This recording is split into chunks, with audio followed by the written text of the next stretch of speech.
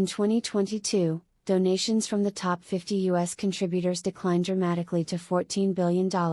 Bill Gates, Mike Bloomberg, and Warren Buffett topped the list of the most generous benefactors.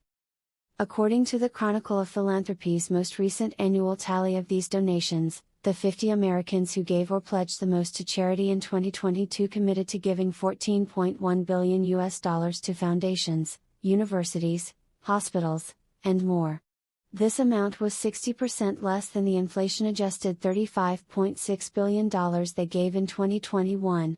The Conversation U.S. requested that 3 philanthropy researchers, David Campbell, Elizabeth Dale, and Michael Moody, evaluate the importance of these contributions and analyze what this data reveals about the condition of charitable giving in the United States. What general patterns stick out? The following describes Elizabeth Dale. After 2 years of donating close to record levels, the nation's largest contributors seem to have resumed giving at pre-pandemic levels, with a focus on higher education, hospitals, and medical research, the causes they have traditionally supported. They also make substantial contributions to foundations, the majority of which contain the names of these very rich contributors or their family. I think that last year's stock market volatility, leading indexes lost as much as 33% of their value in 2022, and the advent of high inflation contributed to the drop in charitable contributions. Both financial markets and inflation may have an effect on philanthropic contributions. David Campbell, despite the fact that contributions from these very wealthy Americans were much less than in 2021 and 2020, the total for 2022 was still more than half the years since 2000. Notwithstanding, roughly half of the total was contributed by 2 contributors, Microsoft co-founder Bill Gates and former New York City mayor and financial media mogul Mike Bloomberg, who have topped this list for 3 of the last 4 years. More than half of these contributions, or $8 billion, went to foundations in 2022, with the Bill and Melinda Gates Foundation receiving $5 billion alone. This indicates that the benefits of these gifts will not be seen immediately, but rather over an extended period of time. U.S. foundations are permitted to spend no more than 5% of their assets yearly, and the majority of foundations attempt to conserve their assets so that they may continue to operate for decades to come. Michael Moody, the grants from Bill Gates and Warren Buffett demonstrate the evolution of the Bill and Melinda Gates Foundation in the years after the founders' divorce in 2021.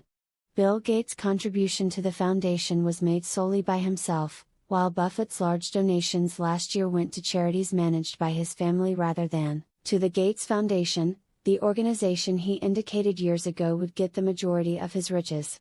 Buffett has said that he continues to fully support the Gates Foundation, although he resigned from its board in 2021.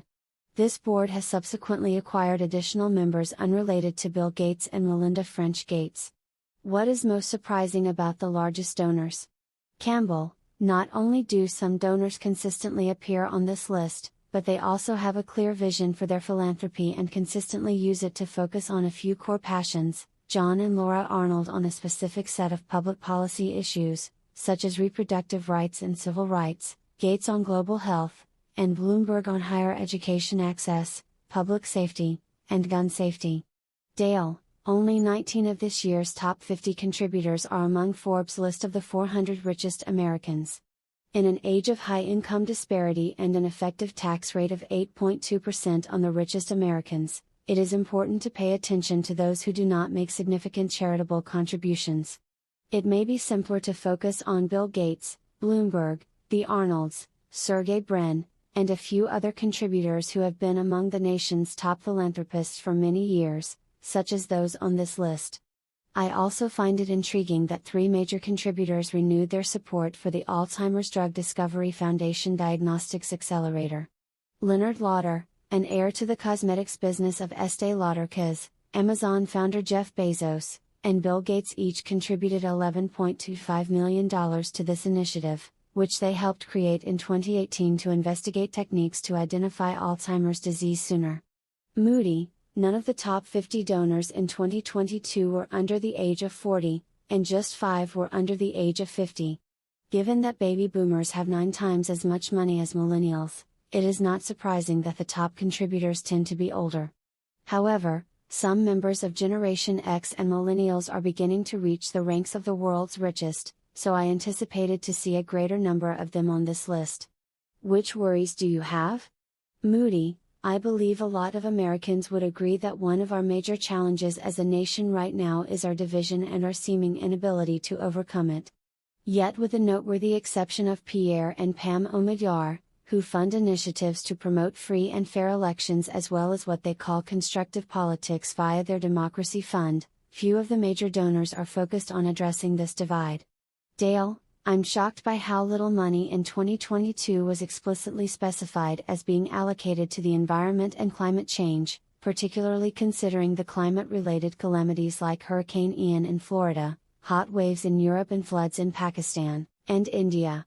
While some of these top contributors did state that they had made donations totaling $186.8 million to environmental-related causes, only $27.6 million was explicitly contributed to an environmental organization and $50 million to combat climate change. The Schmidt Ocean Institute and the Ocean Program at the University of California, Santa Barbara both received substantial donations. Campbell: It is crucial to note that Mackenzie Scott is not featured on this list since she did not reply to the poll conducted by the Chronicle of Philanthropy. Since 2019, she has donated at least $14 billion to approximately 1,600 charity organizations. Scott's approach to charity distinguishes out because to its outsized scope, her emphasis on equality and underrepresented communities, and her unconditional contributions. Her contributions to organizations for their urgent needs stand in sharp contrast to those of other leading philanthropists who donate to foundations, where the majority of the public benefit is delayed. What do you anticipate happening in 2023 and beyond? Campbell: More questions exist than answers. How will the deadly earthquakes in Syria and Turkey impact charitable giving? Will the magnitude of the tragedy, which by mid-February 2023 had claimed the lives of 36,000 people, be a motivating factor, given that many of the top U.S. donors concentrate their contributions on charities operating in the United States? Will a decline in inflation prompt a return to prior levels of giving by the richest Americans in the next year?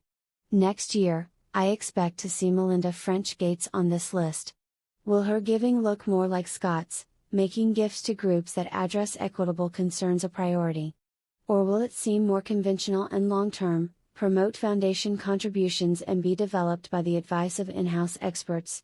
Dale: While the nature of the statistics obscures much about the end beneficiaries of this elite giving, I think it's evident that greater philanthropy, in addition to large-scale public financing, is required to address major illnesses, climate change and social and racial inequalities.